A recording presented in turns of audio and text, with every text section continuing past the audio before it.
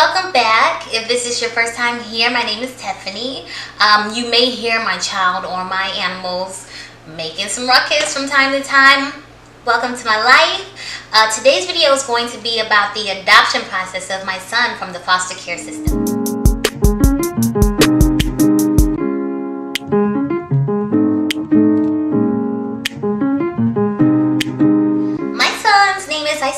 And that is not his birth name. He actually helped me choose that name, but that's a story for later. He is currently 3 years old. He's going to be 4 in like a little couple of weeks. He's a big boy now. He was 2.5 when I was able to bring him home for adoption. Because, as some of you guys know, I am a CPS social worker, Child Protective Services social worker, and he was a foster child in foster care. To avoid a conflict of interest, I could not adopt a child in my own county. Instead, I had to adopt a child in one of the surrounding or local counties in my state. I always knew that I would adopt even as a child, because if you watched any of my prior videos, you know that I had a very eventful childhood, and because I knew other children were in the same situations, I made the decision as a teenager that once I was an adult that I would adopt multiple children whose parents were unwilling or unable to love and provide for them. So my adoption experience for the most part was smooth. It was smooth going. Because I'm a social worker, not only could I not adopt a child in my local county, I couldn't even get my home and my background certified via the county. I had to go to an outside source. So the outside source that I had to choose was a foster family agency. And for time's sake, I'm going to call it FFA, Foster Family Agency, FFA. I hear my son coming. Hold on. Sorry about that. So I had to go to an FFA, Foster Family Agency, in order to get my home approved, to make sure it was safe for a child to live there, that I had enough space, appropriate items, to get my background clear, to complete the courses that I needed to complete. FFAs are not solely for social workers. Wash your hands! FFAs are not solely for social workers. They are for anyone who wants to adopt a child from the foster care system who doesn't wish to go through the county. You can choose to go through a county, or you can choose to go through a foster family agency, unless you want to adopt a child internationally or through like a private adoption, which you'll probably need like a lawyer, or go through a private adoption agency. I don't know about that stuff. That's not the route I took. That's not the career path that I'm on. Google it if you have other questions. So my FFA that I chose is Sierra Forever Families. I found it on Google. I compared a lot of local ones, but that one seemed to have really good reviews. I'm very satisfied. I really don't have any negative things to say about them. I will absolutely go back to them for my second adoption. When will I adopt for the second time? I'm unsure, but I know that I will use this agency again in the future. Would I like to have biological children? I hate getting asked that question because I don't know. I don't know. It's not the end of the world for me if I don't. I'm not pining and yearning to birth anything out of my loins. Simply because I've always wanted to be a mom, but the route that the pathway of becoming a mother never mattered to me, because the end result will be parenthood. So adopting, I say, makes me a mother. Birthing another child does not make me a mother, because I'm already a mom. So if I have another child, or if I just adopt the rest of my children, it doesn't really matter to me. So it's like I'm not going to feel like I'm missing out on anything if I do not experience motherhood via pregnancy and childbirth. So it's not to say that I don't think it'd be cool to see my face in someone else's face, but you know, people say Isaiah looks just like me. So, and oh Lord, he acts just like me. So really, truly, I don't know if my husband wants to have biological children and the Lord sees fit to bless my body to be able to bear them, I will absolutely give my husband children, because I'm not against biological children, but I have no preference on how I will expand my family in the future. So if you're considering adopting a foster child, you can either A, go through your local county department, whether you are married, single, no matter what your sexual preferences is, no matter what your religious status is, no matter if you speak English or your primary language is another language, they have interpreters, it does not matter. What does matter is your background. Not background in the sense of, if anybody seen the other videos, you know I've experienced a lot of trauma. That's not what they look at. They look, if you've had trauma and if you've become a healthy adult and have addressed it, then okay, fine. You're safe, you're appropriate, you can parent a child. But background meaning, if you are a predator, any kind of murderer, like certain things they can't exempt. So do not be afraid to pursue adoption thinking because, oh, you know, I shoplifted, or, you know, I had a DUI. Certain things can be exempted though. So my journey to adoption is a little different than other people's because I am a social worker. So if you want to know how to adopt a child from the foster care system quickly, I'm gonna just give you a quick little run over. Otherwise, if you want me to make a video specifically about that topic, hit me up down there, let me know. You can either get certified through your local county, or you can choose an FFA, foster family agency, to get certified, get your home approved, get your background cleared. They'll complete interviews for everybody in the household, including children, just to see how everyone feels about adding a new member to the household. That's pretty much the steps that you could take. For me, I went through the FFA.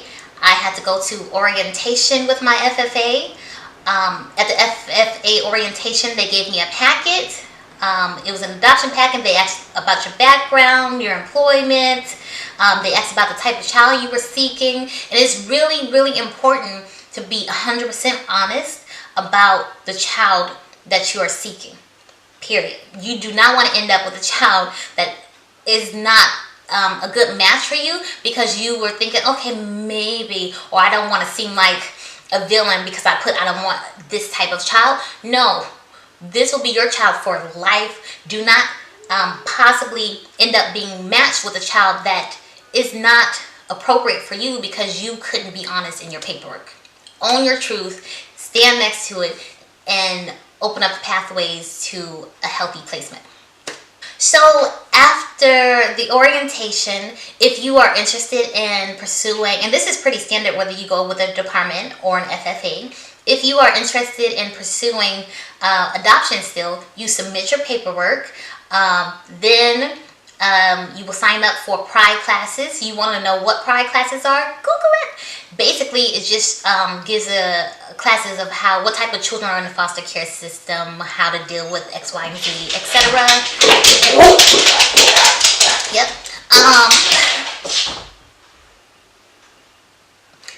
So you will have to complete your Pride classes, which for me were 2 separate Saturdays in a row.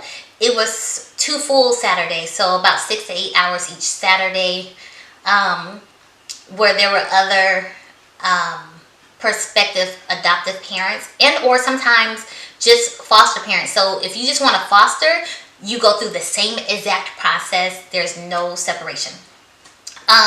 So after completing my Pride classes, I then was matched with a FFA social worker who then came to my home, completed multiple interviews. Usually, you know, you have a couple interviews for the prospective parent and any other people living in the home. But because my history is so my interviews dragged on because there was so much to disclose and so many follow-up questions that my social worker had to ask me to make sure that I was going to be an emotionally and physically healthy person to be responsible for a child. So don't be afraid to tell your history especially if you're at a point where you're okay now, you're taking care of yourself. Also, another worker with the agency came to my home, where I received a checklist of your water temperature has to be this amount. This has to be childproof. If you have a swimming pool, you need a child gate or safety gate around the pool. You know, you need fire extinguishers. Basically, a checklist of things that you need in order to have your home approved. Once both your home is assessed and deemed approved, and your interviews are completed, and your background check is submitted, then the social worker will write what's called like your home study. In this process of your home study being written, my social worker was still visiting with me. We reviewed my child list of the qualities that I was interested in for my future child. I chose male, female, any minority ethnicity between the ages of 0 and 8 years old. I had hard no's on any child that would be a fire starter, or who had history of being cruel to animals, or had mental or physical, severe mental or physical disabilities. Because I know, as my first parenting experience and being a single parent, I was not equipped to deal with those challenges. So it was a hard no, and I know myself well enough to say I can't parent a child at this point in time with those needs. And if you really truly be honest, I hate that it may come off sounding the way it may, but to be honest, every parent wants 100% healthy child. So if I have the opportunity to pick a child, I'm going to attempt to pick a child that's 100% as close to healthy as possible. Sorry if I offend anyone, that's not what I meant.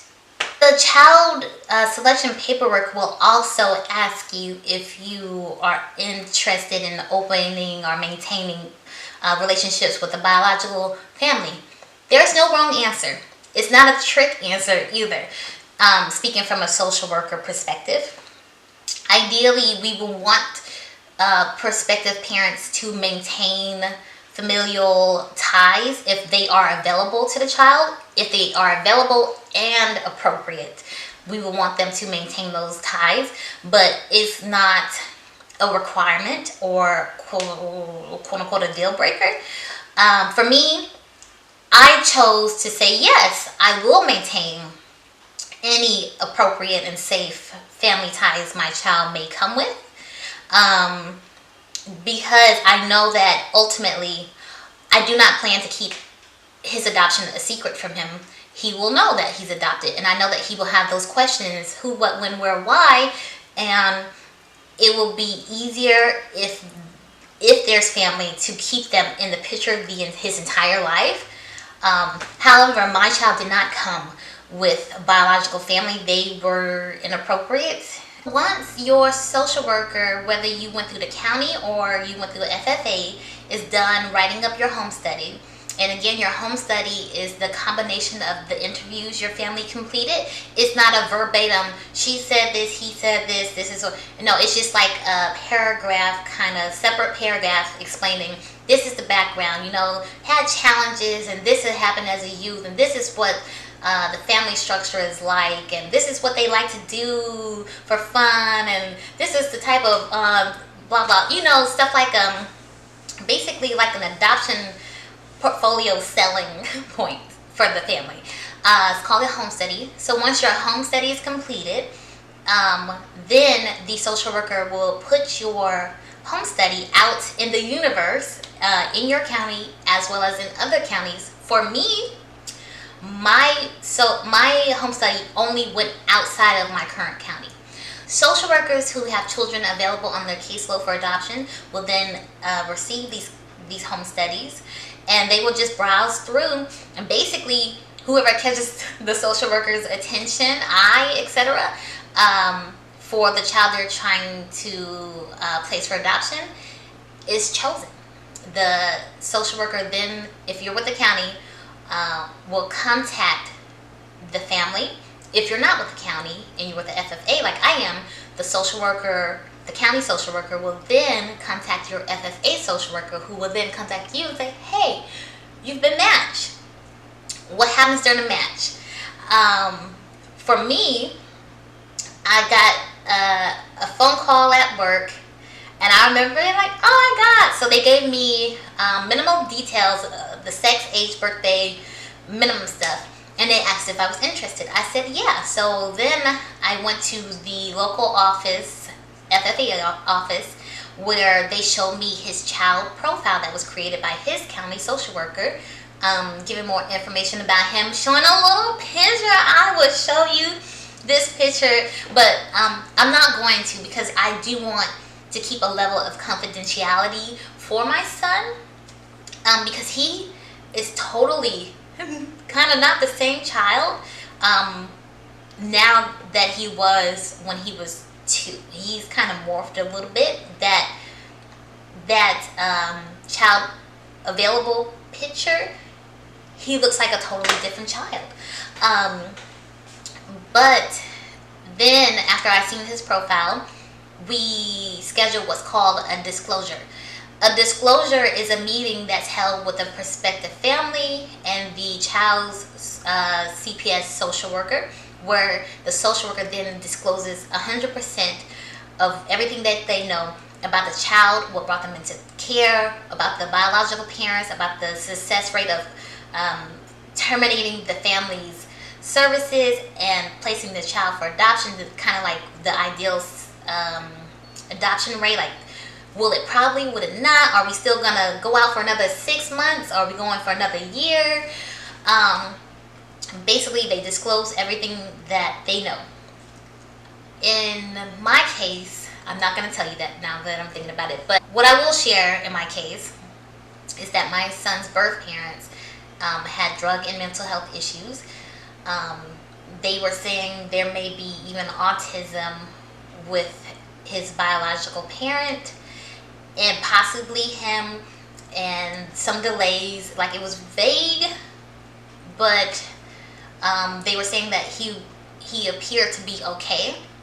But even hearing that, even though I did not want a child who had possible delays or etc., hearing that it was uncertain and not for sure, and that he was his current foster parent was saying that he seemed age appropriate. I was like, well, nobody followed up and gave him another physical exam or called out someone called someone to come and complete an assessment for him. Nevertheless, I was committed enough to go forward with a visit with him. Now, when you enter a disclosure, it's not a commitment to a child. So at that disclosure, you can say, child's not for me, let's go back and wait till another social worker matches me. I chose to go forward because with the information that was given to me, I was interested still.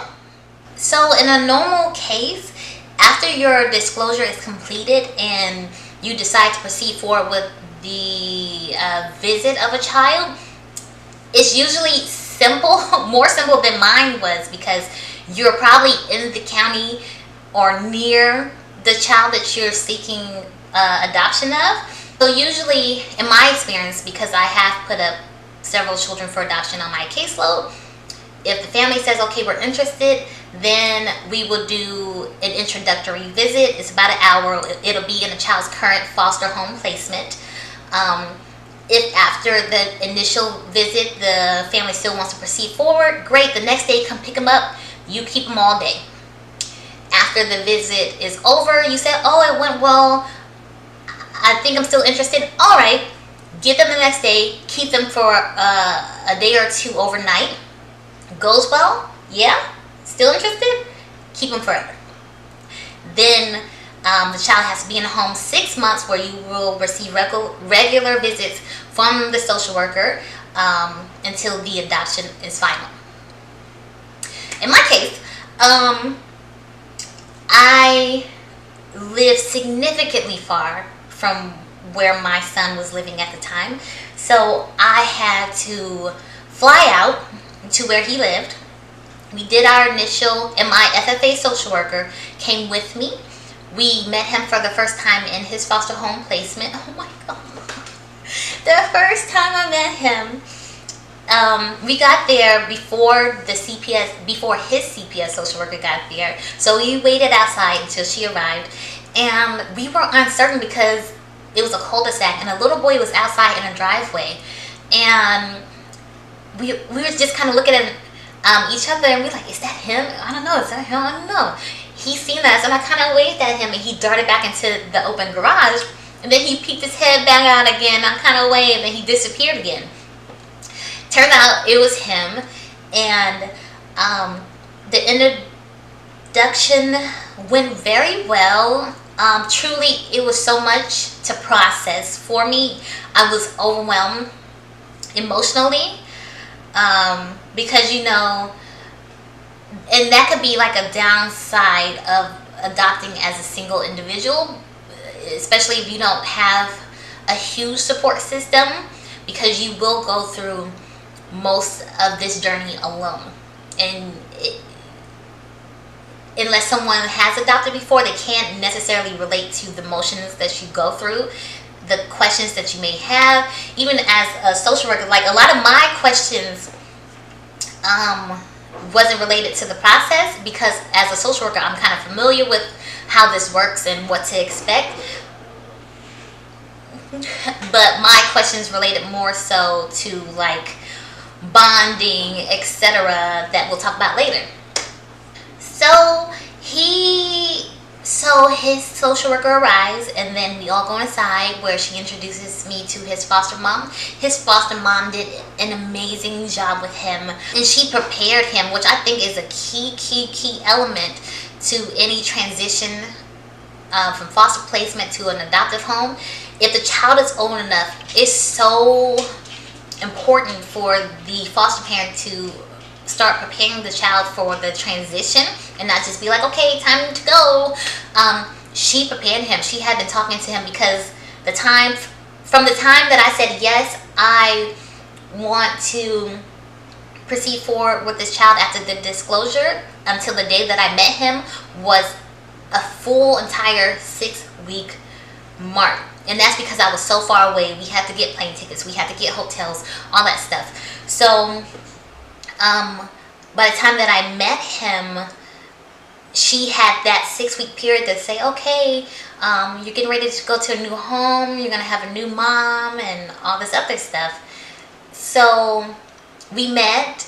He was on one end of the table, I was on another end of the table, and then we had my FFA social worker, his county social worker, foster parent, the foster parent support person, and we just had casual talk. And how I broke the ice with him is that I pulled out my cell phone, and you know kids like the phones nowadays, and I said, I have dogs, do you want to see them? So I pulled up a video of my dogs running and playing in the park, and he came over and he climbed into my lap to watch. And that, like, from then on, it was just like butter and putty. He just warmed up. We ended up going to like an adjacent room to play together. But literally within like 10-15 minutes, he was totally warmed up to me. He wanted to hold my hand as I got a tour of where he was sleeping at. We went outside and we took our first picture together. I'm going to share that with y'all. I'm going to put it somewhere in here. Of our first, we only took one picture that day, and it was the first shot, and it just turned out so amazing, of our first introductory visit. So that went well. Before I left, the foster parent was like, do you know who this is? And he's like, yes, that's my new mommy. There he goes. Hello. Hello. Hello. Hello. Could you throw it in the garbage, please? Yes. So, he was eating chips. Bye. Oh, Ted. Okay.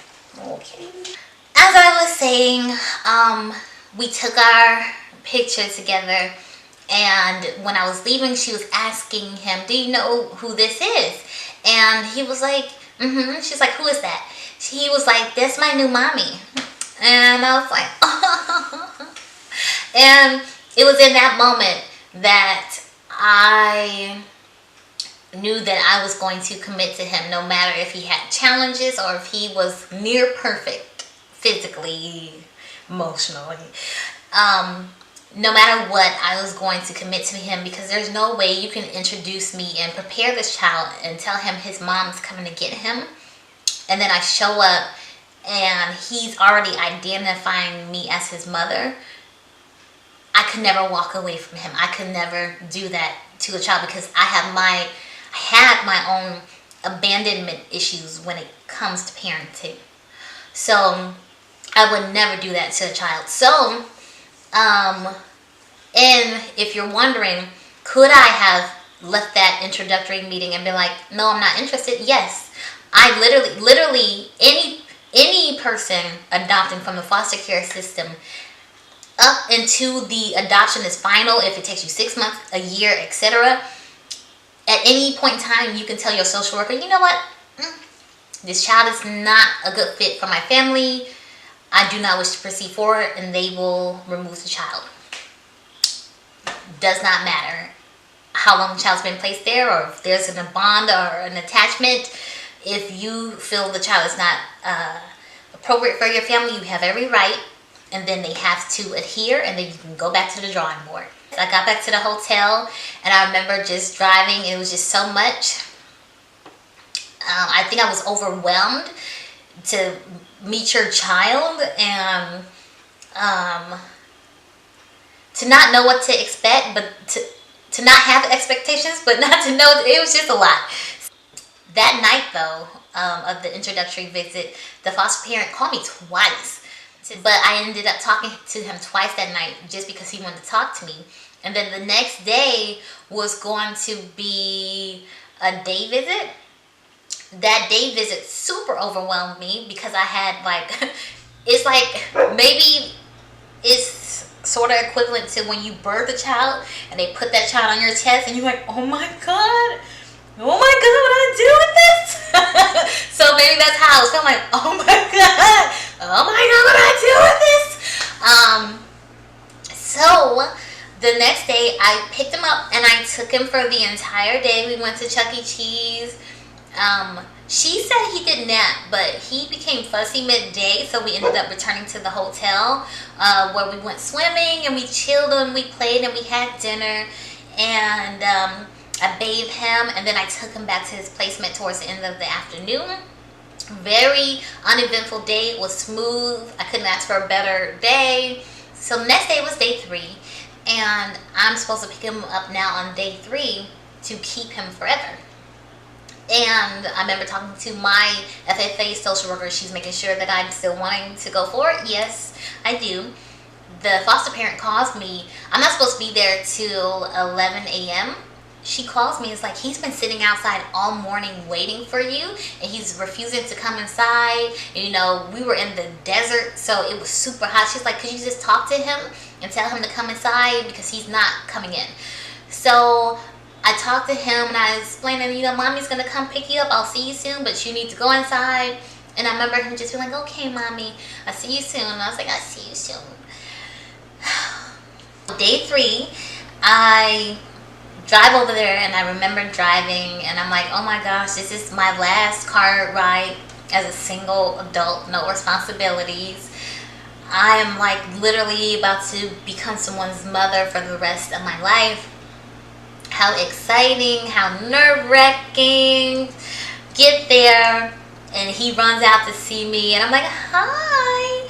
And we packed up the things that his foster parent was sending him with, and the rest is kind of just history. So we ended up going back to my hotel, where I had to stay a week in the hotel with him, which is not ideal, because, you know, had he been local, then we would have been at my home, in his room and with his toys, getting familiar there. But we had to get familiar in a hotel, which was just like, we had just like a microwave and a little mini fridge. We ate out a lot. It was just like it wasn't ideal, but when I think back on it, he was too. He don't even probably remember that moment. It was more of me wanting to be in my home with my child.